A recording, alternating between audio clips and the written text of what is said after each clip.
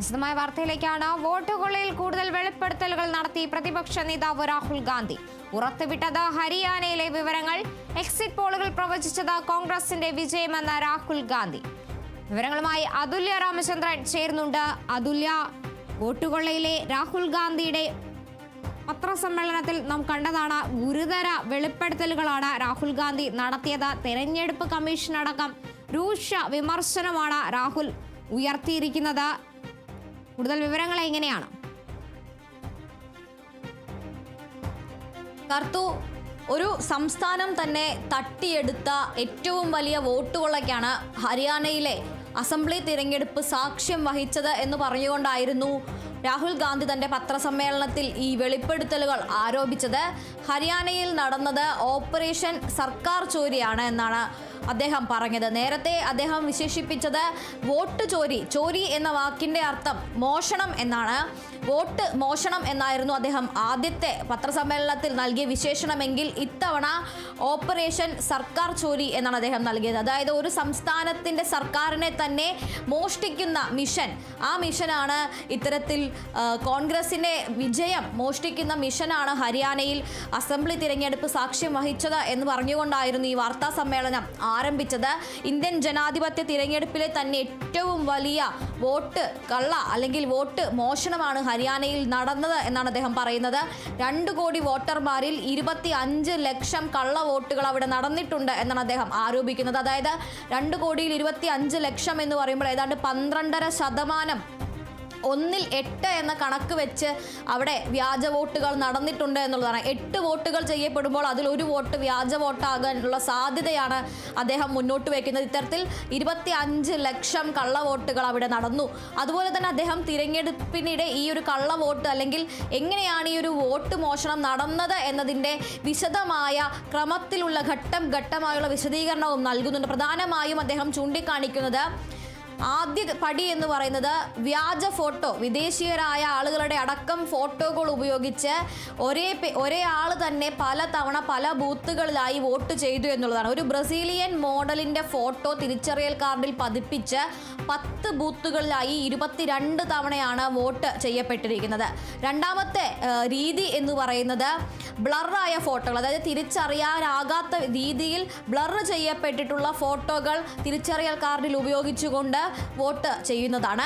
മൂന്നാമത്തേത് ഒരേ വിലാസം അല്ലെങ്കിൽ ഒറ്റ വിലാസത്തിൽ 500-ലധികം ആളുകൾ ആ ഒരു അഡ്രസ്സിൽ ഉണ്ടാകുക. പല ബൂത്തുകളിലായി 500-ലധികം ആളുകളാണ് ഒരു ഒറ്റ വിലാസത്തിലുള്ളത്. നാലാമത്തെ രീതി എന്ന് പറയുന്നത് ഒരു വീട്ടിലെ അംഗസംഖ്യ എന്ന് പറയുന്നത് 66-ലധികം പേരാണ്.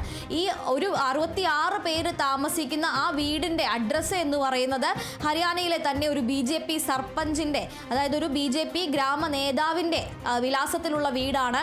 അവിടെയാണ് 66 പേർ താമസിക്കുന്നതായി ഈ ID കാർഡിൽ രേഖപ്പെടുത്തിയിരിക്കുന്നത്. അഞ്ചാമത്തെ വഴി അല്ലെങ്കിൽ അഞ്ചാമതായി ഈ വോട്ട് ക്രമക്കേട് നടക്കുന്ന രീതി എന്ന് പറയുന്നത് തെറ്റായ വീട്ട് നമ്പർ.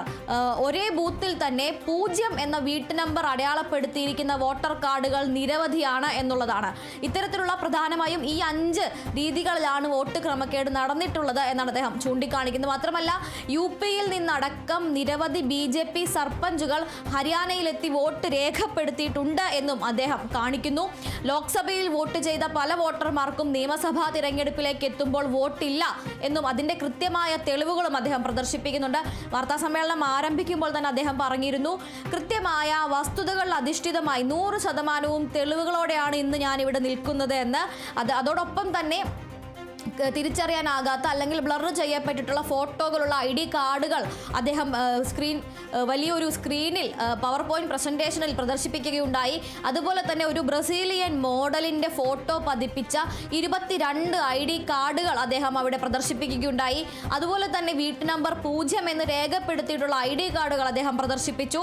ഒരേ വീട്ടുവിലാസത്തിൽ വരുന്ന 100-ലധികം ID കാർഡുകളുടെ വലിയൊരു നിര അദ്ദേഹം പ്രദർശിപ്പിച്ചു. അതോടൊപ്പം തന്നെ ഇത്തരത്തിൽ ഈ പറയുന്ന അഡ്രസ്സിലുള്ള പല ആളുകളും രേഖപ്പെടുത്തപ്പെട്ടിട്ടില്ലാത്ത ആളുകളെ അദ്ദേഹം അന്വേഷിച്ച് കണ്ടുപിടിച്ചു എന്നും പറയുന്നുണ്ട്. ആ കണ്ടുപിടിച്ച വെളിപ്പെടുത്തലുകളിൽ നമ്മളെല്ലാം കണ്ടതാണ്, വ്യക്തമായതാണ്. രാഹുൽ ഗാന്ധിയുടെ ആ പ്രതികരണം അല്ലെങ്കിൽ ആ ഇതിലേക്കൊന്ന് പോയിട്ട് നമുക്ക് കൂടുതൽ വിശദാംശങ്ങളിലേക്ക് തിരികെ എത്താം. 25 lakh vote chori in Haryana, 5 categories. Duplicate voters, 5,21,000. Invalid addresses, 93,000. Bulk voters, 19 lakhs. And notice that we've left those two empty, misuse of Form 6 and Form 7.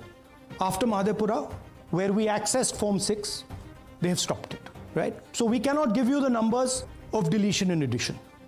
25 lakh, we have crystal clear proof that they're fake, that they either don't exist, or they're duplicate, or they're designed in a way for anybody to vote.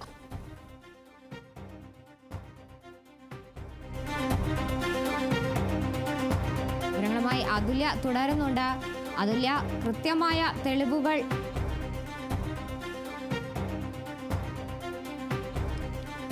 അർത്തു നമ്മളിപ്പോൾ അദ്ദേഹത്തിൻ്റെ ഈ ഒരു